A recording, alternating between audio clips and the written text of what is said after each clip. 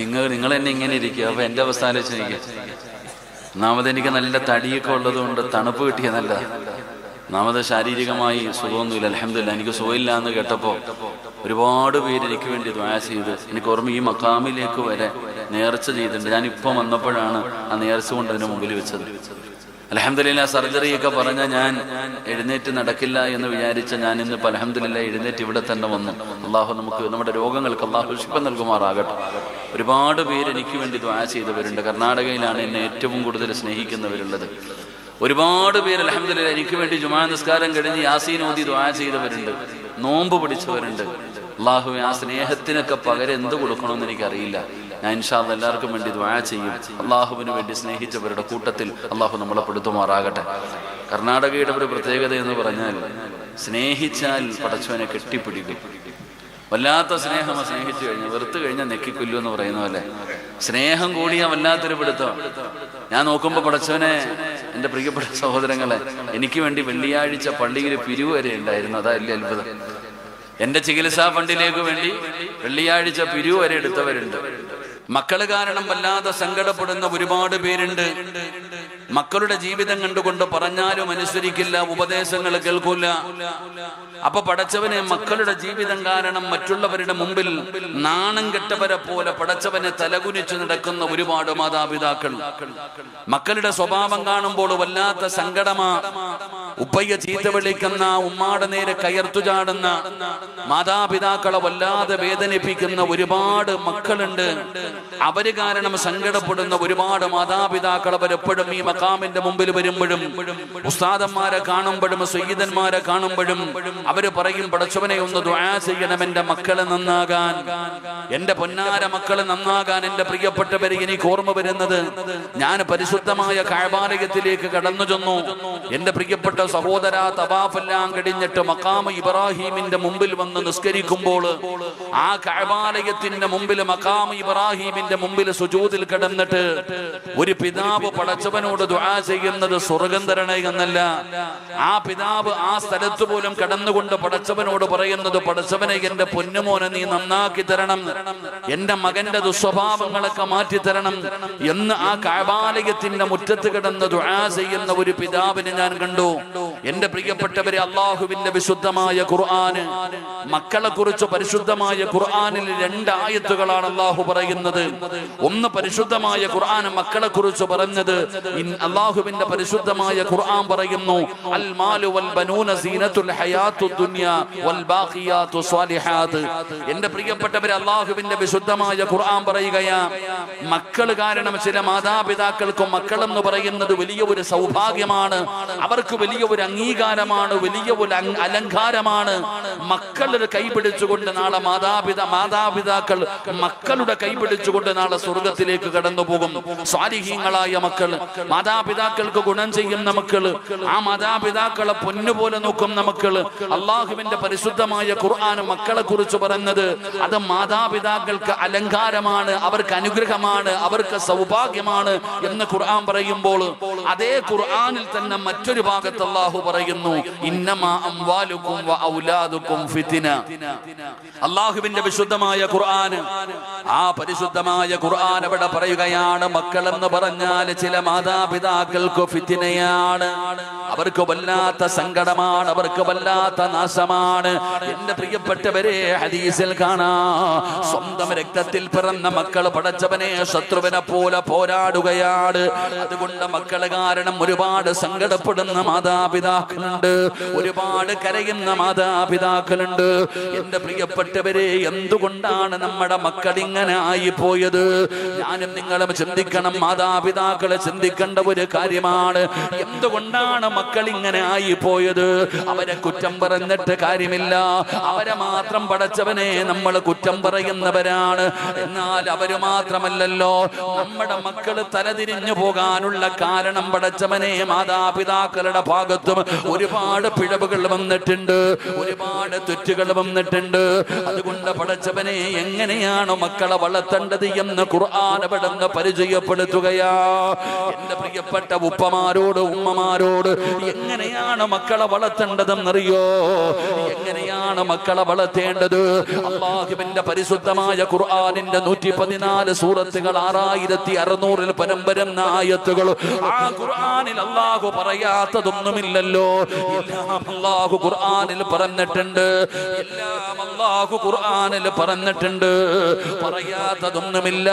രാജ്യം ഭരിക്കേണ്ടത് എങ്ങനെയാണ് പഠിച്ചവനെ ഖുർആൻ പറയുന്നുണ്ടല്ലോ. ഒരു വീട് നയിക്കേണ്ടത് എങ്ങനെയാണ് ഖുർആൻ പറയുകയാ. അതുകൊണ്ട് എന്റെ പ്രിയപ്പെട്ട സഹോദരങ്ങളോട് സഹോദരിമാരോട് അല്ലാഹുവിന്റെ വിശുദ്ധമായ ഖുർആൻ ഒരുപാട് ചരിത്രങ്ങൾ എനിക്കും നിങ്ങൾക്കും പറഞ്ഞു തരുന്നുണ്ടല്ലോ. ഒരുപാട് ചരിത്രം ഖുർആൻ അവിടെ നിന്ന് പറഞ്ഞു തരികയാ. അതാ പരിശുദ്ധമായ ഖുർആനിൽ അല്ലാഹു ഒരുപാട് കഥകൾ പറയുന്നുണ്ട്. ഒരുപാട് ചരിത്രം അല്ലാഹു ഖുർആനിൽ പറയുന്നുണ്ട്. ആ ചരിത്രം പറഞ്ഞപ്പോൾ അല്ലാഹു ഖുർആനിൽ പറയുന്നു, അതാ പടച്ചവനെ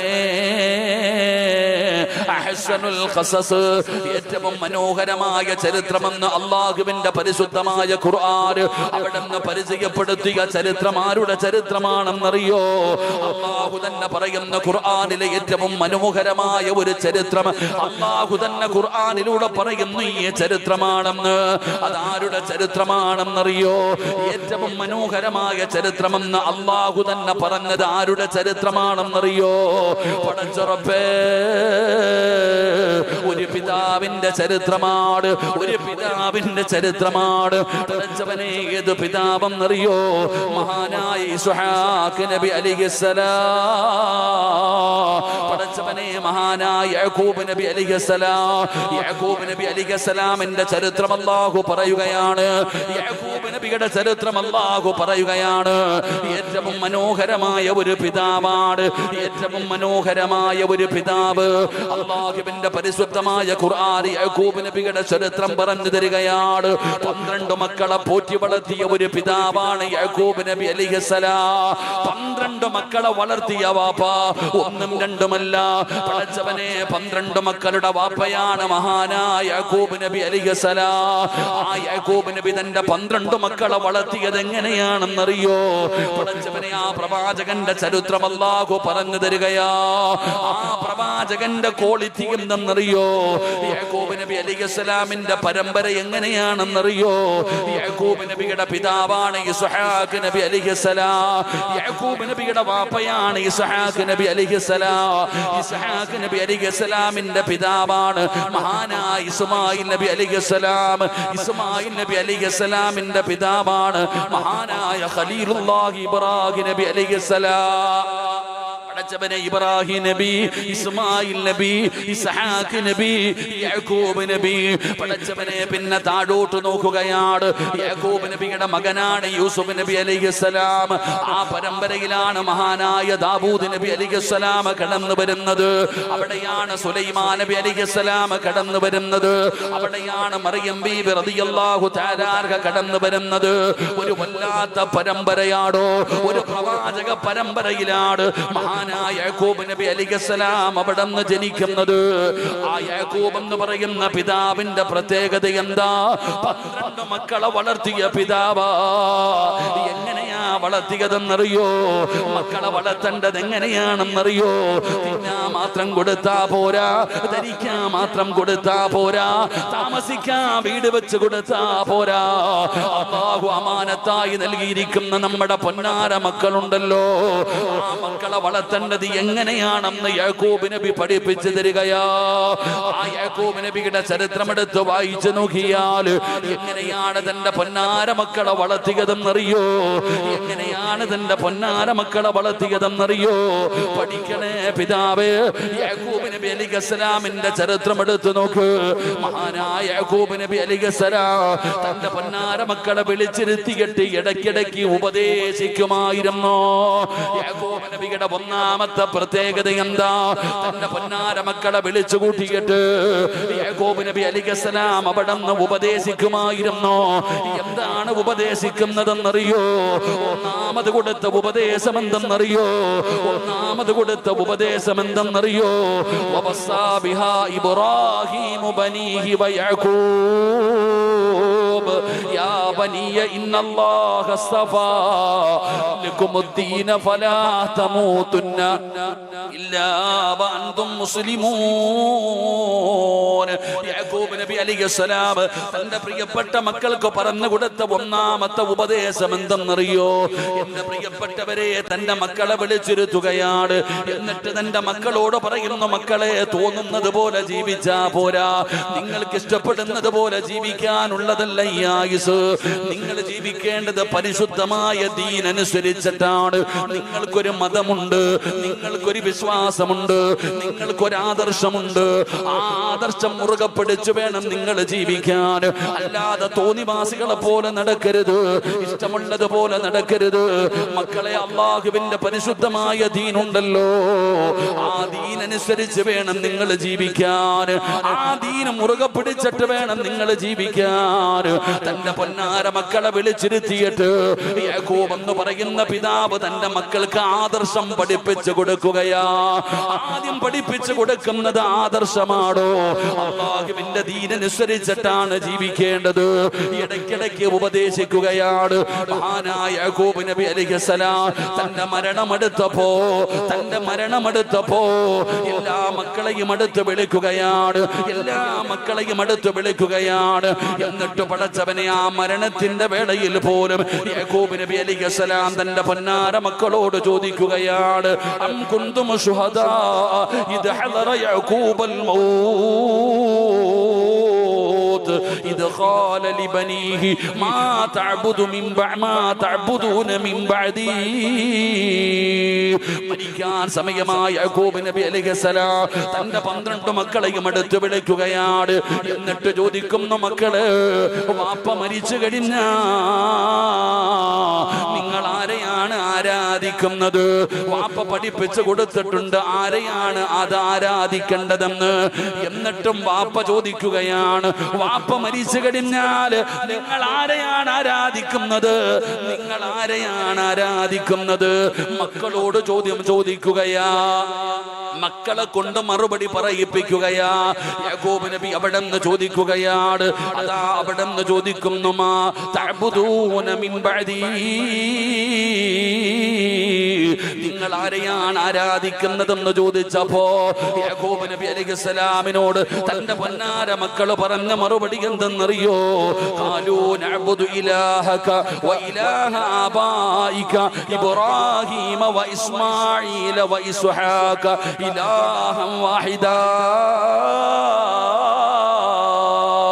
തന്റെ 12 മക്കളും പിതാവിനോട് പറയുകയാണ്, വാപ്പാ, നമ്മുടെ മുൻഗാമികൾ വാപ്പയും വാപ്പയുടെ വാപ്പയും വാപ്പയുടെ വാപ്പയും വാപ്പയുടെ വാപ്പയും പാരമ്പര്യമായി നിങ്ങൾ എല്ലാവരും പിടിച്ചിരുന്ന പരിശുദ്ധമായ ദീനുണ്ടല്ലോ, നിങ്ങൾ ആരെയാണ്? ആ ഏകനായ പടച്ചുറപ്പിനെയാണ് ആരാധിച്ചത്. ഞങ്ങളും അങ്ങനെ തന്നെയാണ്. ആദർശത്തിൽ ഒരു അണുമണി തൂക്കം പോലും മാറ്റമില്ല. അതേ ആദർശത്തിനാണ് ഞങ്ങളും ജീവിക്കുന്നത്. അതേ ആദർശമാണ് ഞങ്ങളും മുറുകെ പിടിക്കുന്നത്. ആ ആദർശത്തിലാണ് നിങ്ങൾ ജീവിക്കുന്നത്. മഹാനായ യാക്കൂബ് നബി അലൈഹിസ്സലാം അവിടെ നിന്ന് ചിരിക്കുകയാണ്. അൽഹംദുലില്ലാഹ്, പടച്ചവനെ, സമാധാനത്തോട് ആ പിതാവ് ലോകത്തോട് വിട പറഞ്ഞു എന്ന ചരിത്രം പറയുമ്പോ ഈ മഖാമിന്റെ മുമ്പിൽ വഅദ കേൾക്കാൻ ഒരുമിച്ച് കൂടിയ വാപ്പയോട് ചോദിക്കുകയാണ്, ഒരു വാപ്പ തന്റെ മക്കൾക്ക് പഠിപ്പിച്ചു കൊടുക്കേണ്ട ഒന്നാമത്തെ കാര്യം എന്താണ്? നീ ദീന് പഠിപ്പിച്ചു കൊടുക്ക്, നീ ആദർശം പഠിപ്പിച്ചു കൊടുക്ക്, നിന്റെ മക്കൾക്ക് യഥാർത്ഥ ദീൻ എന്താണെന്ന് പഠിപ്പിച്ചു കൊടുക്ക്. അത് നിന്റെ കടമയാണ്, അത് നിന്റെ ബാധ്യതയാണ്. എന്റെ പ്രിയപ്പെട്ട സഹോദര, ഇന്ന് അങ്ങനെയല്ലടോ. നമ്മുടെ വീടുകളിൽ അവസ്ഥ എന്താണ്? വാപ്പയ്ക്കൊരാദർശമാണ്, മക്കൾക്കൊരാദർശമാണ്. പടച്ചവനെ, ഭാര്യ വേറൊരാദർശമാണ്. ഒരു വീടിന്റെ അകത്ത് പോലും പടച്ചവനെ പല പല ആദർശമാണ്. അവിടെ പോലും പടച്ചവനെ തർക്കമാണ്. തറാവീഹ് 20 ആണെന്ന് ഒരാൾ പറയുന്നു, ഒരാൾ പറയുന്നു 8 ആണെന്ന്, ഒരാൾ പറയുന്നു മരിച്ചാൽ ആരും കേൾക്കൂല, ഒരാൾ പറയുന്നു കേൾക്കുമെന്ന്.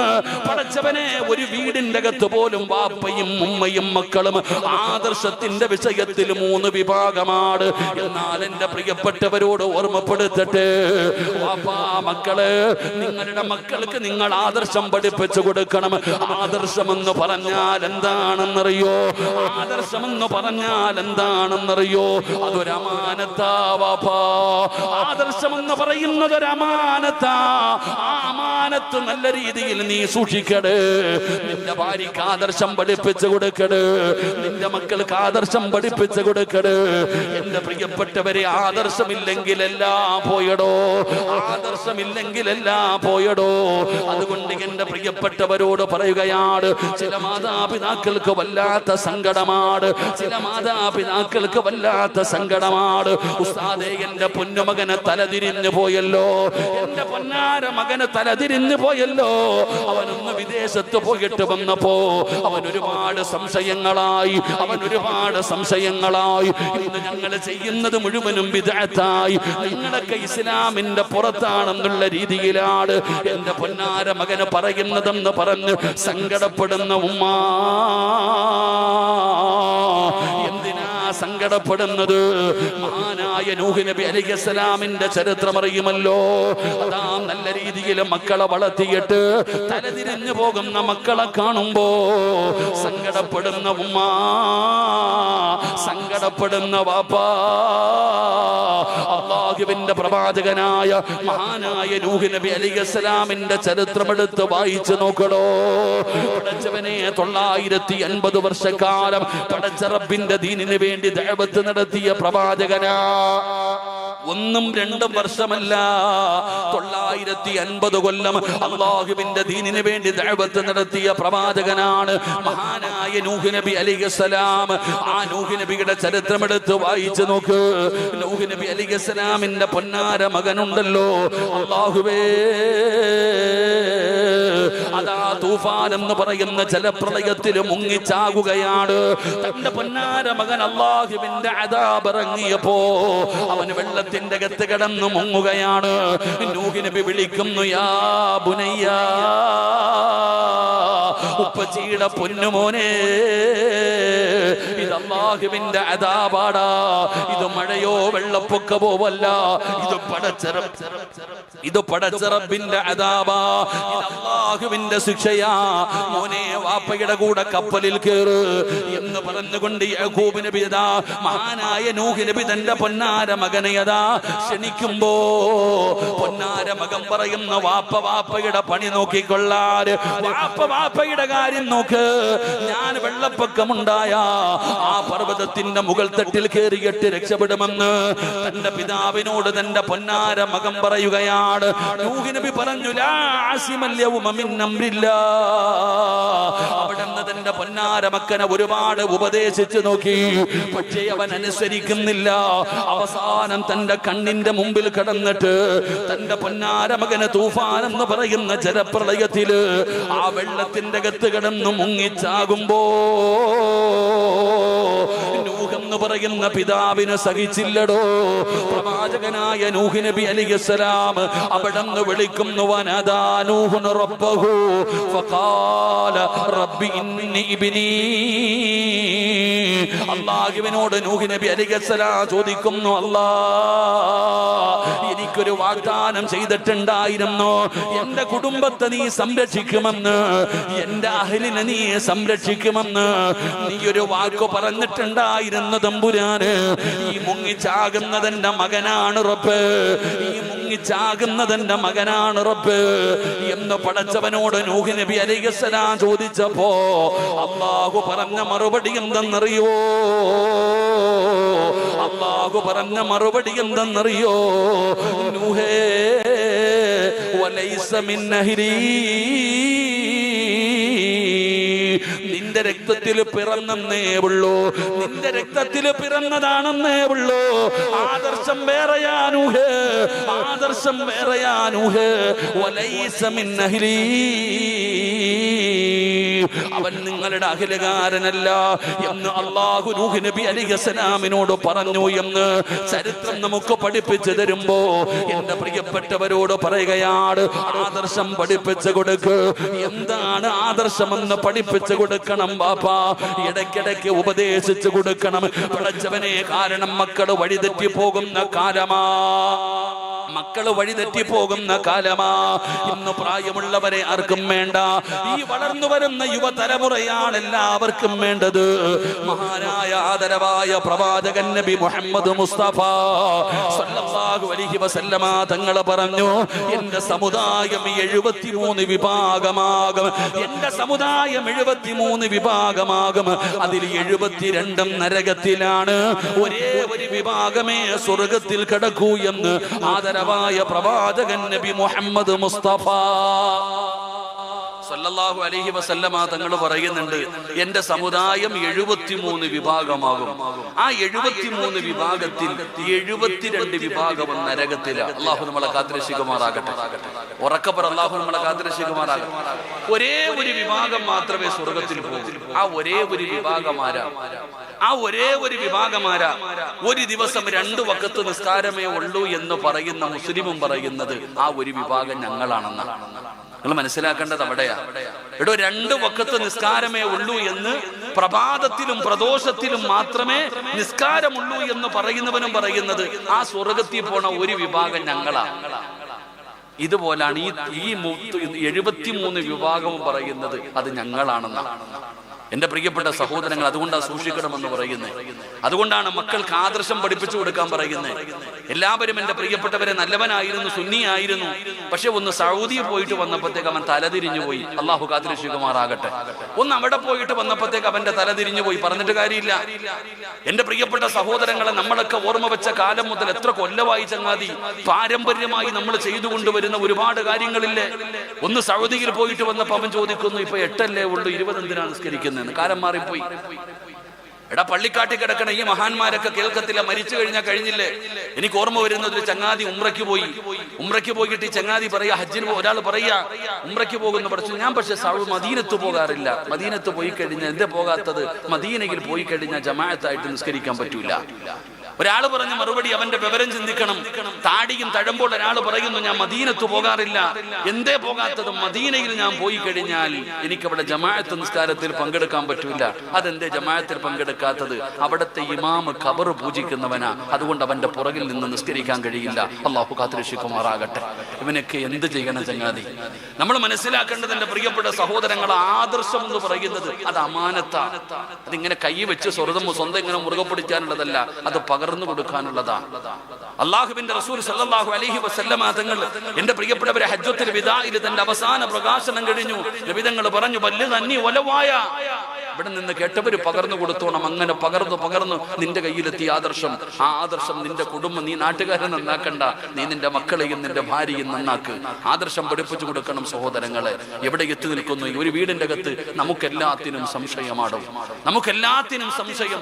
എവിടേക്ക് ഈ സമുദായം കടന്നു പോകും നമുക്ക് ഓർമ്മയില്ല. എന്റെ പ്രിയപ്പെട്ടവരെ, ആ 73 വിഭാഗത്തിൽ 72 വിഭാഗവും നരകത്തിലേക്ക് പോകുമ്പോൾ ആ രക്ഷപ്പെടുന്ന ഒരേ ഒരു വിഭാഗം അത് സുന്നികൾ തന്നെയാ. അഹ്ലി സുന്നത്തി വൽ ജമാഅ, ആ ആദർശം മുറുകെ പിടിച്ച് ജീവിക്കുന്ന സുന്നികൾ തന്നെയാ. അല്ലാഹു നമുക്ക് ഈമാൻ നൽകുമാറാകട്ടെ. അല്ലാഹു നമുക്ക് ഈമാൻ നൽകുമാറാകട്ടെ. പിന്നെ പറയേണ്ടവൻ പറയും, അങ്ങനെ ഇങ്ങനെ ഉറൂസൊക്കെ വേണോ, ലൈറ്റ് ഇടണോ, കഅദ് വെക്കണോ. ഓൻ ഖിയാമത്ത് വരെ ഇത് പറഞ്ഞുകൊണ്ടിരിക്കും. ചങ്ങാതി, നിന്നെക്കാളും നല്ലതുപോലെ അവൻ അറിയാം ഇതൊക്കെ നല്ല കാര്യമാണെന്ന്. അറിയാനിട്ടൊന്നുമല്ല, ഇതൊക്കെ നല്ല കാര്യമായെന്ന്. എന്റെ പ്രിയപ്പെട്ട സഹോദരങ്ങളെ, എന്തെടുത്താലും കുറ്റം. ഞാനിങ്ങനെ ആലോചിച്ചു നോക്കി, ഇന്ന് ഞാനിങ്ങനെ ചിന്തിച്ചു പോയി വണ്ടിയിരിക്കുമ്പോ ഞാനിങ്ങനെ വല്ലാതെ അത്ഭുതപ്പെട്ടു നോക്കി. പടച്ചോനെ, എല്ലാ കാര്യങ്ങളിലും ഇന്നത്തെ മനുഷ്യന്റെ അവസ്ഥ ആലോചിച്ച് നോക്കിയേ.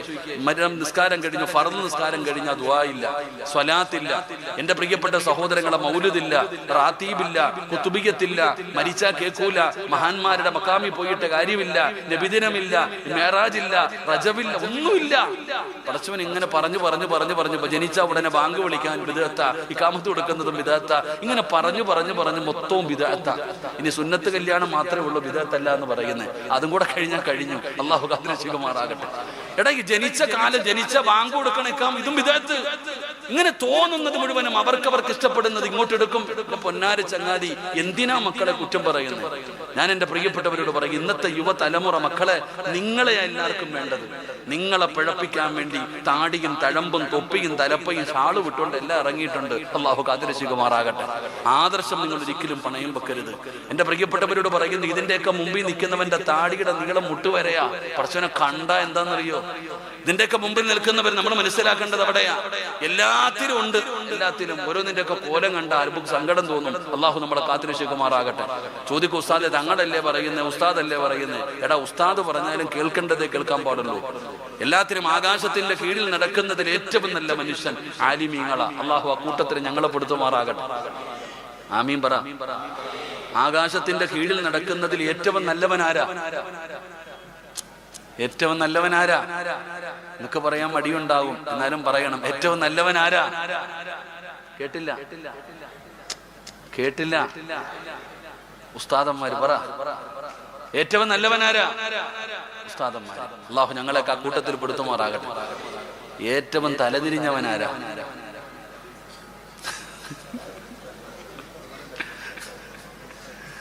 ഏറ്റവും തലതിരിഞ്ഞതാരാ? അത് ഉസ്താദാ. അള്ളാഹു ശൈത്താൻ ഉസ്താദാടോ? ശൈത്താൻ ഉസ്താദാ? എന്താ വിചാരിച്ച? ഇത്ര കുട്ടികൾക്ക് ദറസ് എടുത്ത ആളാന്നറിയോ ഇബ്ലീസ്? ജിബ്രീൽ അലൈഹിസ്സലാമിന്റെ ഉസ്താദ് ആര്? അസാസിയില്. എന്റെ പ്രിയപ്പെട്ടവരെ, ഏറ്റവും നല്ലവനും ഉസ്താദാ, ഏറ്റവും വഴിപടച്ചവനും ഉസ്താദാ. അള്ളാഹു ഞങ്ങളെ കാത്തിരശികുമാറാകട്ടെ. കാരണം ഞാൻ പറഞ്ഞതുള്ളത് നിങ്ങൾക്ക് തന്നെ അറിയാം. ഇവിടെ ഉസ്താദിനെ വീട് ഊറ്റിയടിക്കാൻ ആരെയാ വിളിക്കുന്നത്? കല്യാണം നടത്താൻ, കട ഉദ്ഘാടനം ചെയ്യാൻ, വീട് പാല് കാച്ചാൻ, എല്ലാത്തിനും ആരെയാ വിളിക്കുന്നത്? എല്ലാ ഉദ്ഘാടനം ചെയ്യാൻ വിളിക്കുന്നത് ഉസ്താദന്മാരെയാ. എന്നാൽ അള്ളാഹു നരകം കത്തിക്കാൻ വേണ്ടി, നരകത്തിലേക്ക് അള്ളാഹു തീ വെച്ച് കത്തിക്കാൻ, നരകം ഉദ്ഘാടനം ചെയ്യാൻ അള്ളാഹു എടുത്തു വെക്കുന്ന ഒരു ശരീരം ഉസ്താദിന്റെ ശരീരമാണെന്ന് മഹാനായ നബിയുനാ റസൂലുള്ളാഹി.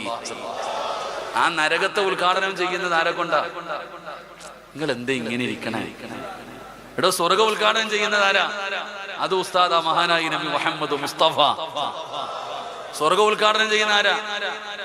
ഉസ്താദ്, നമ്മുടെയൊക്കെ മുത്ത് നബി. അള്ളാഹു മരിക്കുന്നതിന് മുമ്പ് കാണാൻ ഭാഗ്യം തരുമാറാകട്ടെ. ആ നബിതങ്ങളല്ലേ സ്വർഗ ഉദ്ഘാടനം ചെയ്യുന്നത്. ഇതുപോലെ നരകത്തെ കത്തിക്കാൻ വേണ്ടി അള്ളാഹു 3 ശരീരം എടുത്തു വെക്കും. ആ 3 ശരീരത്തിൽ ഒരു ശരീരം ആരുടെയാ? അതും ഉസ്താദിന്റെയാ. അതുകൊണ്ട് മക്കളെ, പച്ച ഷാളും തലപ്പായും കണ്ടൊന്നും മയങ്ങിപ്പോകരുത്. അള്ളാഹു നമ്മളെ കാത്തിരശികുമാറാകട്ടെ. ആദർശത്തിൽ ഒരിക്കലും മക്കളെ മുറുകെ പിടിക്കണം. ജീവിക്കുന്ന കാലത്തോളം സുന്നിയായിട്ട് ഇവനെ ജീവിക്കണം. നമ്മുടെ പരമ്പര പറയുന്നവനും പരിഹസിക്കുന്നവനും പറഞ്ഞുകൊണ്ട് നടക്കട്ടെ. അവനൊന്നുമില്ല. സ്വന്തം വാപ്പ മരിച്ചാലോ ഉമ്മ മരിച്ചാലോ ഒന്നുമില്ല. എന്തുമാകട്ടെ, നമ്മൾ ആദർശം മുറുകെ പിടിക്കണം. വാപ്പ തന്റെ മക്കൾക്ക് പാരമ്പര്യമായി കിട്ടിയ ആദർശം മക്കൾക്ക് പകർന്നു കൊടുക്കണം. ഇതാണ് യാക്കൂബ് നബി ചെയ്ത 1ാമത്തെ ഉപദേശം. അള്ളാഹു നമ്മളെ അങ്ങനെ ആക്കി തരുമാറാകട്ടെ. അള്ളാഹു നമ്മുടെ ആദർശം അള്ളാഹു മുറുകെ പിടിക്കാൻ ഭാഗ്യം തരുമാറാകട്ടെ. അതുകൊണ്ടാണ് പറഞ്ഞാൽ അൽഹംദുലില്ലാ, കണ്ടില്ലേ 2 ദിവസം മുമ്പ് ഈ കുടകിന്റെ പ്രദേശത്തുള്ള ഒരുപാട് ചെറുപ്പക്കാരെ ഞാൻ കാസർഗോഡ് കൊണിയയിൽ കണ്ടു. രാവും പകലും കിടന്ന് കഷ്ടപ്പെടുന്നത്. ആ മക്കൾ ആ വെയിലത്ത് കിടന്ന് കഷ്ടപ്പെടുന്നത്. എന്റെ പ്രിയപ്പെട്ട സഹോദരങ്ങളെ, സമസ്ത ഒന്ന് വിളിച്ചപ്പോ അൽഹംദുലില്ലാ, ലക്ഷങ്ങളുടെ എണ്ണാൻ പറ്റുമെങ്കിൽ എണ്ണിക്കോന്ന് പറഞ്ഞ കാണാൻ പറ്റുന്നില്ല. അത്രത്തോളം ജനങ്ങൾ, ലക്ഷക്കണക്കിന്. എത്ര പേര് വന്നെന്ന് പോലും കണക്കില്ല. അതുകൊണ്ട് അൽഹംദുലില്ലാ, എന്റെ പ്രിയപ്പെട്ട സഹോദരങ്ങളെ, നമ്മൾ ആ സുന്നത്ത് ജമാഅത്തിന്റെ അഹിലുകാരാവുക. സംഘടനകൾക്കപ്പുറത്ത് എല്ലാം സമസ്തയാണ്. അൽഹംദുലില്ലാ, അള്ളാഹു നമ്മളെ നമ്മുടെ എല്ലാവർക്കും അള്ളാഹു ഒത്തൊരുമ കൊടുത്ത് അനുഗ്രഹിക്കുമാറാകട്ടെ. അള്ളാഹു ഐക്യം നൽകി അനുഗ്രഹിക്കുമാറാകട്ടെ. എന്റെ പ്രിയപ്പെട്ട സഹോദരങ്ങളെ, ഞാൻ പറഞ്ഞത് ഇവരെയൊക്കെ നമ്മൾ ആദരിക്കുകയും ബഹുമാനിക്കുകയും വേണം. ആര് പറഞ്ഞെന്ന് പറഞ്ഞ് അങ്ങോട്ടും ഇങ്ങോട്ടും ചാടരുത്. കളിയും തമാശയുമല്ല. ആദർശം മുറുകെ പിടിക്കണം സഹോദരാ. അള്ളാഹുവിന്റെ ദീനുണ്ട്. ആ ദീനനുസരിച്ചിട്ടാണ് ജീവിക്കേണ്ടത്. അത് അറിവുള്ളവനാണ് പറഞ്ഞു തരുന്നത്. അറിവില്ലാത്തവനോട് ദീന് ചോദിക്കരുത്. എപ്പോഴും മനസ്സിലാക്കേണ്ട ഒരു കാര്യം, എന്റെ പ്രിയപ്പെട്ട സഹോദരങ്ങളെ, എന്തെങ്കിലും മസല ചോദിക്കാനുണ്ടെങ്കിൽ പള്ളിയുടെ പ്രസിഡന്റിനോട് ചോദിച്ചിട്ട് കാര്യമില്ല. പള്ളിയിലെ ഖത്തീബിനോട് ചോദിക്കണം. അല്ലാഹു ഈമാൻ തരുമാറാകട്ടെ. ആരോട് ചോദിക്കണം? ആരോട് ചോദിക്കണം? എടാ, നിങ്ങൾക്ക് എന്തെങ്കിലും സംശയമുണ്ടെങ്കിൽ, എന്ത് സംശയം ഉണ്ടെങ്കിലും നിങ്ങൾ ഉസ്താദിന്റെ അടുക്ക വന്ന് ചോദിക്ക്. ഒളിച്ചും പാത്തും ഇരുന്ന് വാട്സപ്പിൽ ഇടല്ലേ, ഗ്രൂപ്പിലിടല്ലേ. മക്കളെ, നിങ്ങൾക്ക് എന്ത് സംശയമുണ്ടെങ്കിലും, ഞങ്ങളൊക്കെ 10-12 കൊല്ലം തച്ചിനിരുന്ന് പഠിച്ചതല്ലേ ഈ കിതാബൊക്കെ. വെറുതെ ഒന്നും അല്ലല്ലോ.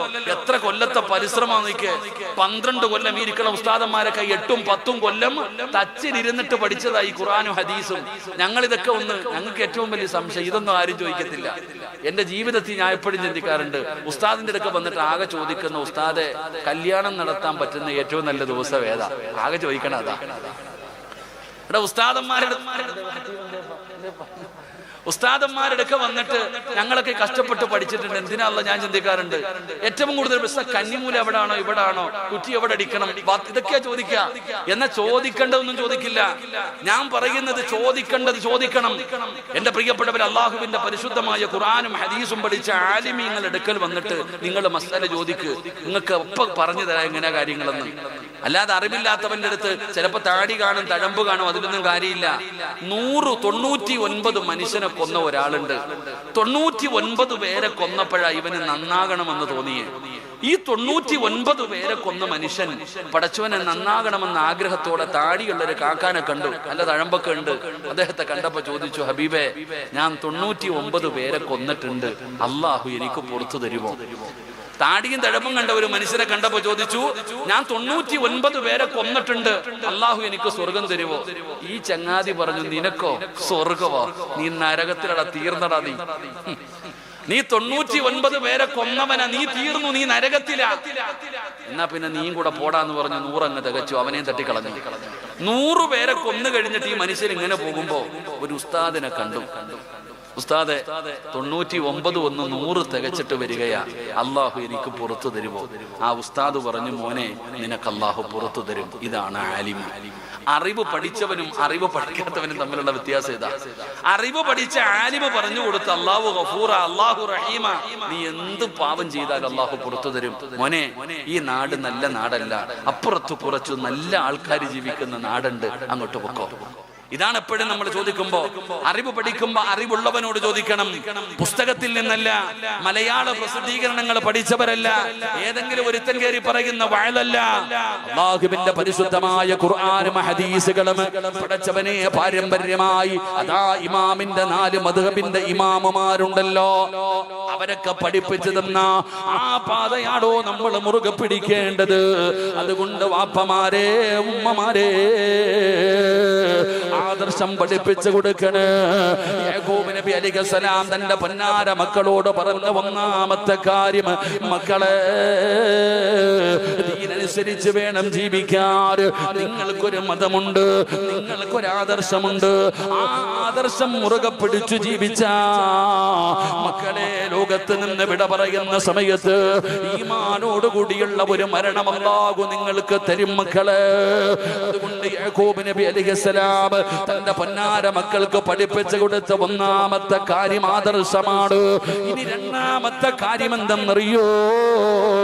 ഒരു വാപ്പ എന്ന് പറഞ്ഞാൽ ആരായിരിക്കണം? ഒരു വാപ്പ എന്ന് പറഞ്ഞാൽ ആരായിരിക്കണം? പടച്ചറപ്പേ, അതാ മഹാനായ യാക്കൂബ് നബി അലൈഹിസ്സലാമിന്റെ 12 മക്കളിൽ 11ാമത്തെ മകനാണ് യൂസുഫ് നബി അലൈഹിസ്സലാം. യൂസുഫ് എന്ന് പറയുന്ന 11ാമത്തെ മകനുണ്ടല്ലോ, ഒരു ദിവസം സുബഹി കഴിഞ്ഞപ്പോ വാപ്പാടെ ചാരത്ത് കടന്നു വരികയാ, ഉപ്പാടെ ചാരത്ത് കടന്നു വരികയാ. എന്നിട്ട് തന്റെ വാപ്പയോട് പറയുകയാണ്, ഇത് ഖാല യൂസുഫ് ലി അബീഹി. അതാ അല്ലാഹുവിന്റെ ഖുർആൻ പറയുകയാ, ഇത് ഖാല യൂസുഫ് ലി അബീഹി യാ അബതി ഇന്നി റഅയ്തു 11 കൗകബൻ വശംസ വൽ ഖമറ റഅയ്തുഹും ലീ സാജിദീൻ. യൂസുഫ് എന്ന് പറയുന്ന ചെറിയ മകനുണ്ടല്ലോ, ഒരു ദിവസം രാവിലെ തന്റെ പിതാവിന്റെ ചാരത്ത് വരികയാണ്. എന്നിട്ട് തന്റെ പൊന്നാര വാപ്പയുടെ കൈ പിടിച്ചിട്ട് പറയുന്നു, വാപ്പാ, ഇന്നലെ രാത്രി ഞാനൊരു സ്വപ്നം കണ്ടു വാപ്പാ, ഇന്നലെ രാത്രി ഞാനൊരു സ്വപ്നം കണ്ടു വാപ്പാ. സൂര്യനും ചന്ദ്രനുമല്ല, എനിക്ക് സുജൂദ് ചെയ്യുന്നതായിട്ട് ഞാനൊരു സ്വപ്നം കണ്ടു വാപ്പാ. ആരോ ആരോടാ പറയുന്നത്? യാക്കൂബ് എന്ന് പറയുന്ന പിതാവിനോടാണ്. നമ്മൾ ഈ ചരിത്രത്തിൽ നിന്ന് പഠിക്കേണ്ട രണ്ടാമത്തെ കാര്യം എന്താ? പടച്ചവനെ, യൂസുഫ് എന്ന് പറയുന്ന ചെറിയ മകനുണ്ടല്ലോ, രാത്രി കണ്ട ഒരു സ്വപ്നം പോലും തന്റെ പിതാവിന്റെ അടുക്കൽ വന്ന് പറയണമെങ്കിൽ, ആ പറയുന്നത് സന്തോഷത്തോടെ തന്റെ പൊന്നാര മകന്റെ മുമ്പിൽ ഇരുന്നിട്ട് സമാധാനത്തോടെ കേൾക്കണമെങ്കിൽ ആ വാപ്പയും മകനും തമ്മിലുള്ള ബന്ധമെന്താ? യൂസുഫ് എന്ന് പറയുന്ന ചെറിയ പയ്യൻ ഒരു രാത്രി കണ്ട ഒരു സ്വപ്നം വാപ്പാന്റെ അടുക്കൽ വന്ന് പറയുമ്പോ ആ വാപ്പ ചിരിക്കുന്ന മുഖത്തോടെ തന്റെ പൊന്നാര മകൻ പറഞ്ഞ കഥ കേൾക്കാൻ തയ്യാറായി. നമ്മൾ മനസ്സിലാക്കേണ്ടത് വാപ്പയും മകനും തമ്മിലുള്ള ബന്ധം ഇതാ. ഈ യാക്കൂബ് എന്ന് പറയുന്ന പ്രവാചകൻ തിരക്കില്ലാത്ത പ്രവാചകനല്ല, ഒരു സമുദായത്തിന്റെ പ്രവാചകനാ. എന്റെ പ്രിയപ്പെട്ടവരെ, ഇതിനു മുകളിൽ 10 മക്കളുണ്ട്, കുടുംബമുണ്ട്. എന്റെ പ്രിയപ്പെട്ടവരെ, വലിയ തിരക്ക് പിടിച്ച ആളാണ് യാക്കൂബ് നബി. എന്നിട്ട് തന്റെ പൊന്നാര മകൻ കണ്ട ഒരു സ്വപ്നം പോലും കേൾക്കാനുള്ള മനസ്സ് യാക്കൂബ് നബിക്ക് ഉണ്ടായിരുന്നു. ഇന്നത്തെ വാപ്പമാർക്ക് ഇല്ലാത്ത പോയ ഒരു ഗുണം, നിന്റെ മോനോട് സംസാരിച്ചിട്ട് എത്ര കാലമായി?